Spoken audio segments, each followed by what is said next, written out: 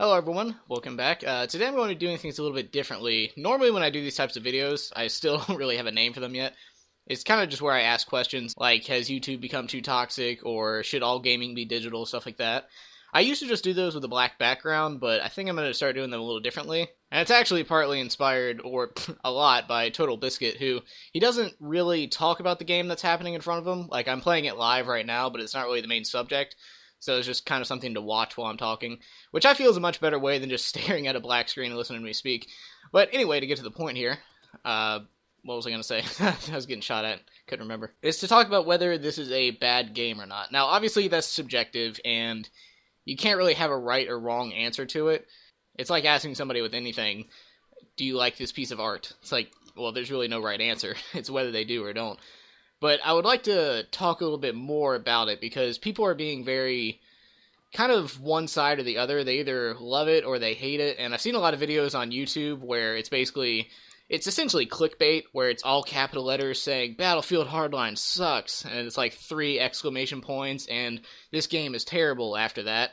So it's basically a title that they just know people are going to click on it because it's so out there. And that's really, that's just very cheap. I don't like when people do that. But anyway, more to the point, it's not really that easy to say that this game sucks. Personally, I think it's pretty good. Compared to Battlefield, which is the main problem that this game has, is that it's called Battlefield, and that comes with a certain level of expectation. Like the 64 players going around in jets and boats on land vehicles. And the only boat that you really have in this is an airboat, like they have in Gator Trails and stuff like that. And the only cars are like civilian cars or police cars or cars that the criminals have that have like outer plating on it. So, it's very lessened, and the engineer class in this one's called the mechanic, and all he has is a grenade launcher. So it's not really like previous games where all that useful. 2 shots you can kill a car, but anything higher than that, you have to find an RPG, which is on the map somewhere, which is something you would expect in Halo, where you have power weapons around, but putting it in a Battlefield game just feels weird. And you also have to consider who made it. This is Visceral Games. They're used to making Dead Space and games of that caliber. So, a first attempt at a Battlefield game, it's actually decently fun. And it feels like Battlefield. And the sound design's there. The sniper hits, they sound a lot like Battlefield. So, you're not really losing much as far as the infantry combat goes. But that's essentially where it ends. And that's what a lot of people have been complaining about, is the fact that it's so infantry-focused. And depending on what you felt, like if you played modes like Rush or Team Deathmatch, then this game will be right up your alley, because Heist is essentially this version of Rush, where you have 2 points and then you have 2 objectives, all that kind of stuff. The only thing is that it's not evolving. In Rush, you would blow up an objective, then move on to the next section, and that would happen probably 3 or 4 times, and then the round was over. In this one, it's you get the 2 objectives away, or you kill all the criminals, and either side wins based on what I just said.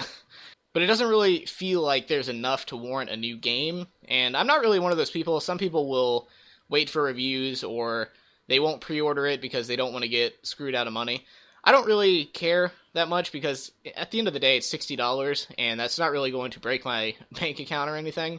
And typically, if a game's good or bad, I won't return it, because that's just too much effort. I'd rather just keep the game with me. There are only very, very few exceptions, like Grand Theft Auto 5. I actually did return that for the Xbox 360, because it felt like a lot of false promises. Kind of like with Battlefield Hardline, where they talk about all the cops and robbers things, but if you look at what I'm doing right now, it looks like I'm playing Battlefield 4 just with new skins, which is another main argument about the game, is that it could have just been an expansion pack. And normally, I don't feel that way about games. Like with Left 4 Dead 2, I'm sure that could have been made into an expansion pack, but it's one of those things where my mindset is different, where Left 4 Dead 2 was different enough to where it warranted a sequel. It had 3 new monsters that you could play as. It had 4 new characters. It had 5 new campaigns. It had a lot of new weapons. It had melee weapons. Not only did they have new special infected, but they had new regular infected that would go around too, like the armored zombies. They had vastly upgraded gore effects. They had some zombies that wore hard hats so you couldn't shoot them in the head. They had the mudmen that go around on all fours. So there was enough content to say, hey, this is Left 4 Dead 2. I'm playing the second one right now. Which, maybe it could have been DLC, but that was a lot of DLC if it was going to be.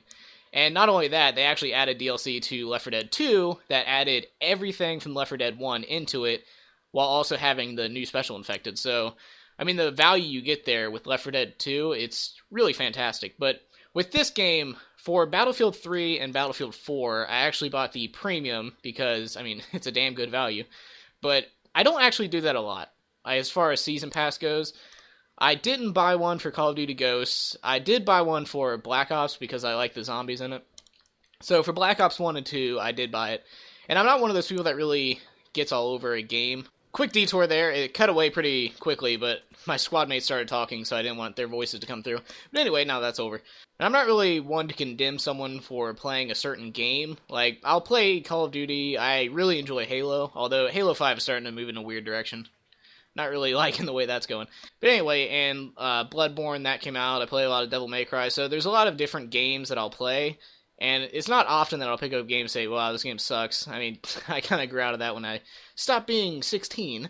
But I just typically don't buy season passes or anything like that. And I do a lot for Battlefield, because Battlefield 3, great game when it came out. I like the story. Although some people said it was pretty much a ripoff of the original Black Ops, where it's two CIA operatives that are interrogating you and you're telling the past and stuff like that. So it was very similar, but I actually enjoyed it. And it added a lot of new things to the Battlefield franchise. It was actually the first thing that really got me into Battlefield, because I played a lot of Battlefield 1943 and Bad Company 1, Bad Company 2, but it wasn't until Battlefield 3 that I really started getting into the game. And then Battlefield 4 came out, which was pretty disappointing at the start, but they've patched it and all the DLCs came out, so it's a lot better now than it used to be. But that guy's frozen in midair. Alright, that distracted me. But basically, it had enough content in the Season Pass for me to buy it. So it's $50, you get 4 packs, you get a ton of new guns, all that. And then Battlefield 4, same deal, you get a bunch of new maps, bunch of new guns. But that's really the thing about Battlefield Hardline that gets me, is that there's not really enough in the base game. I mean, the weapons in Battlefield 4, probably, I would imagine, more than 50 weapons, and both sides could use those weapons. In Battlefield Hardline, I would be shocked if it broke 26 weapons total. And that's one thing that you really have to consider, is that that's not all just, oh, well, I can go use that gun. Nah, not really. What that means is there's 26 guns, and pretty much half of those can only be used by one side. And before you say, oh, you can unlock to play it as the other class, kind of like how Battlefield 3, the first weapon you started out with, if you got enough kills, or I think it was if you leveled up high enough, you could use it as the other class, which was fair. In this game, if you have a cop weapon, to use it as a robber, you have to kill 1,250 enemies with that one gun to use it as the other side. By that many kills in, I don't know if I'd be playing this game anymore. I mean, that's how long that is. That is a long investment. And I really don't think it's worth it. I mean, that's a crazy amount of kills. If you have a good match, and I mean really good match, you're looking at like 20 to 30 kills. So imagine how many times you have to do a really good match where you get 20 to 30 kills repetitively, and then once you finally do unlock that gun for the robbers, well, it's like, oh, okay, well, now I want to use this gun for the cops. All right, back to square one, 1,250 more kills. So there are a lot of weird things like that, and there are some guns you can only unlock by getting, I can't remember what it's called, but it's like Criminal Syndicate or Police Officer Syndicate or something like that, where you have to do a whole bunch of crazy things, and then you can finally use this weapon. But again, it's so long that I don't know if you'd be interested in the game still. So it's a lot of things like that. Is it a bad game? I don't think so. It's actually really fun if you go into it with a certain mindset. If you go into it thinking, this is Battlefield, I'm going to be playing a Battlefield game, you probably won't have that good of a time.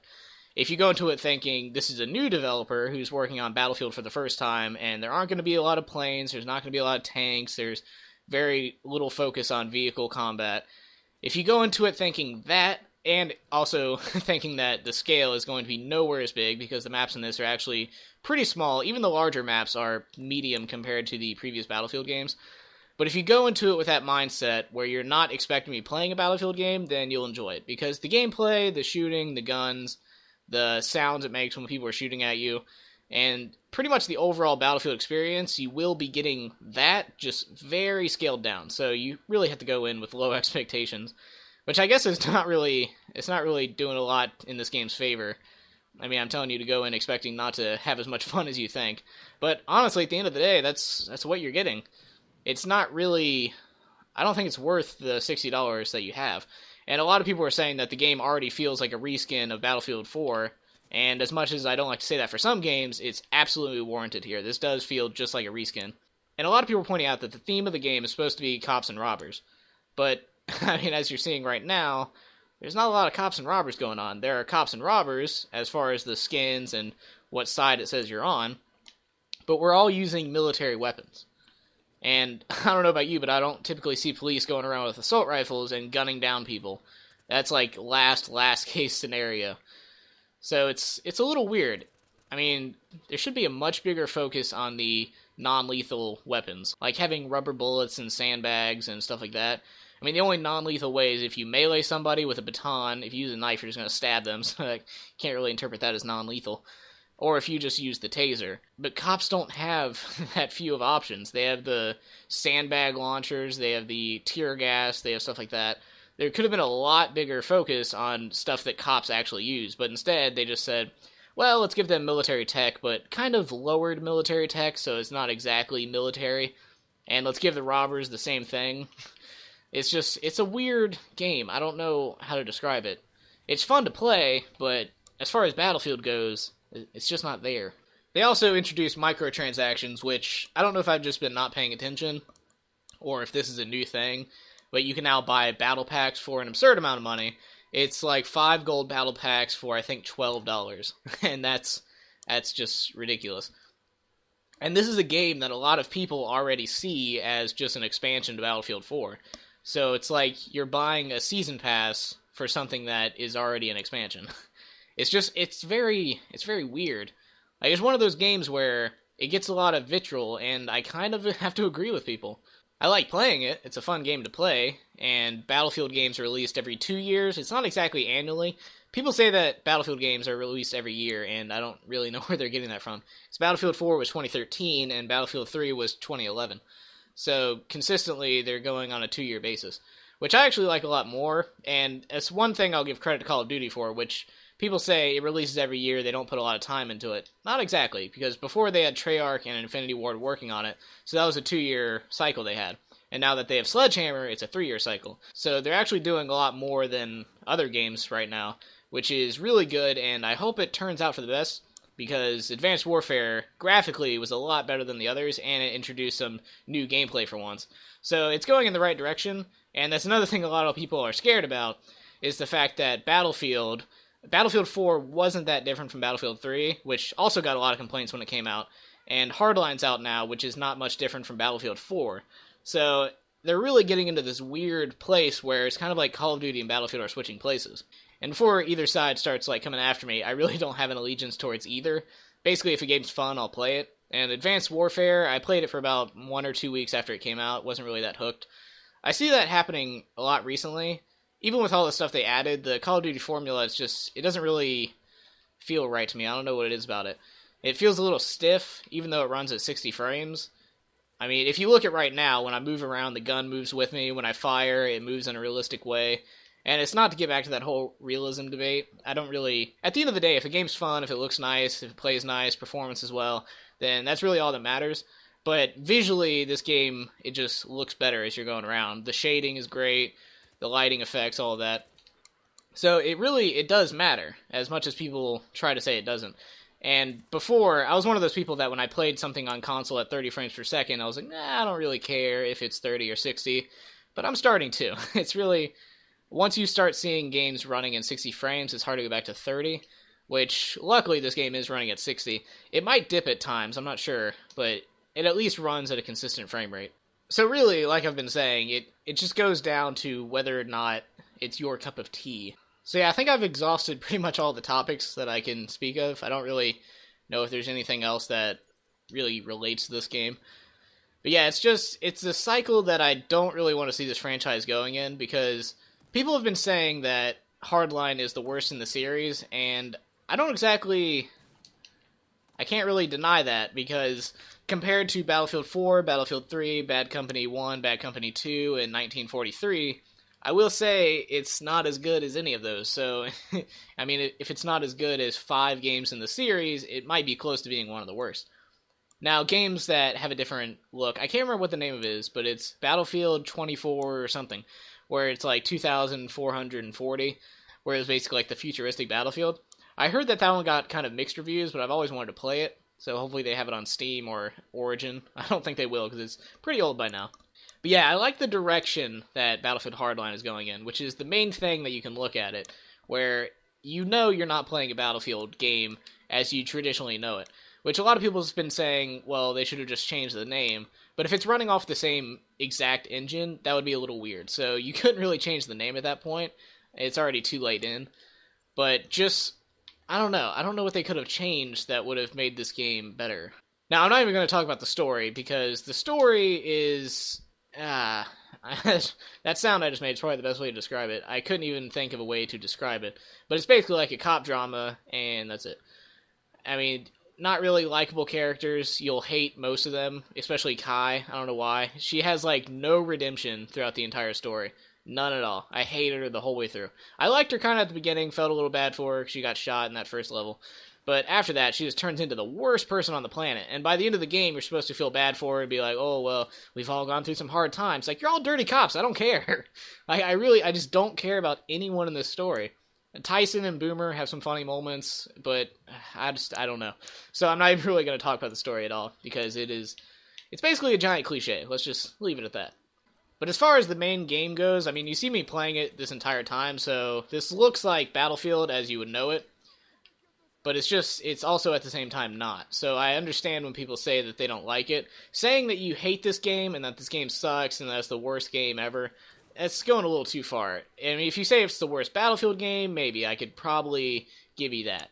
But just to say it's the worst game and it sucks and trying to draw people in with your, like, flaming title for your video, it's not fair. I mean, there are way worse games out there than this one. And back to my point earlier, you also have to keep in mind who made this game. If DICE made this game, that would be almost unacceptable. That would be horrific. But it's Visceral. It's not their typical game to be working on, and it's the first time that they've had their hands on Battlefield. So it's very understandable that it's not going to live up to DICE. The one thing that I kind of give it, though, is that I don't know if they should have handed it to Visceral. I know DICE is working on the Battlefront series right now, which I'm really looking forward to. Although if EA, which really all of it boils down to EA, because they're horrible. But if EA puts those, like, Battle Pack things into Battlefront, that is... I mean, I don't know if EA will exist anymore after that. People will just destroy it. I mean, there are already people boycotting it for being a terrible publisher. And Ubisoft, sadly, is going up that avenue as well. I actually really enjoyed them for the longest time. But they're turning into EA, and that's getting sad. So a lot of it boils down to EA saying, well, it's 2 years, we have to put out a Battlefield game. So they put poor Visceral up to do it. And they delivered on the most part, I will say. I mean, they already had the engines, they already had all of that, they already had the sounds, they already had the visuals, all that. So, I mean, there wasn't a lot that they had to make. They had to make the maps and everything. But some of these assets are reused, which is another thing that's kind of annoying about Battlefield, is that sometimes you'll see reused assets in a very obvious way.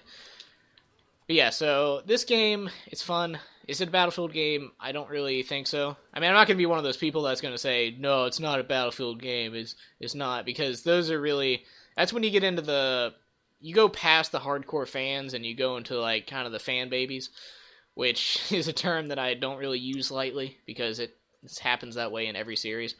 Because you have, like, let's bring up Devil May Cry, for instance. You have the casual players of Devil May Cry, then you have the hardcore players, and then you have the past the hardcore players, where they hate you and they hate everything, and if you criticize them, they hate you too. So it's just, you have to really know where the source is coming from. If someone's saying this game sucks, look who it is. Check his videos, see how much farther back it goes, see what games he usually plays. If he only plays Call of Duty games, then maybe that'll tell you something. If he only plays Battlefield games, then maybe it's like, well, why did he hate this one all of a sudden? So yeah, just consider your source on things. Don't really take everything that someone says on face value. Like, for instance, I like the game. I think it's enjoyable. Am I going to buy the premium? No. Am I going to buy any DLC? Probably not. I mean, honestly, I don't think I'm going to buy anything else for this game. It's probably not even going to break my top 10 games of the year, although if there are some pretty bad games this year, it might make like a number 10 spot. And there's a Treyarch Call of Duty game coming out this year, which is really the only Call of Duty developer that I actually look forward to. Because their stories, their multiplayer, they have zombies. So typically, it's a lot better when those games come out. But yeah, I don't really know what else to say about this one. Kind of rambling on at this point. But yeah, so listen to the things that I've said about it, make your own assumptions, look around at other people, see what they're saying, and more than anything, look at how they're saying it. Are they saying, this game is the best game ever and screw you? Or are they saying, this game's terrible, you're an idiot if you buy it? Listen to how they say it. That's almost as important as what they're saying. Like that whole saying, it's not what you said, it's how you say it. I mean, that's very true, especially for criticism as well. So listen to the tone, listen to what they're saying, listen to any catchphrases like suck or bad or horrible. Listen to stuff like that, and kind of go from there. But yeah, so that was a little bit of a rambling about this game. So if you want to buy it, I mean, I'll give a recommendation. If you're really, really looking for a Battlefield game, but you also aren't expecting jets and tanks and stuff like that, or worthwhile weapons, then maybe you can pick up this game. But if you're looking for the Battlefield experience, I would definitely say to avoid it. Which I kind of was, to be honest. I was looking for another Battlefield game with jets and all that, but I mean, what I got, I'm okay with it. It definitely doesn't warrant a $60 purchase, I will say that. So, if you can find a way to get it cheaper, like if they have a Steam sale or something, or if you can get it cheaper at GameStop, then go ahead and do that. Full price, I would absolutely not recommend it. But, if you're looking for something to have on your console, then yeah, go ahead and pick it up. Alright, so anyway, hope you enjoyed it, and I will see you next time.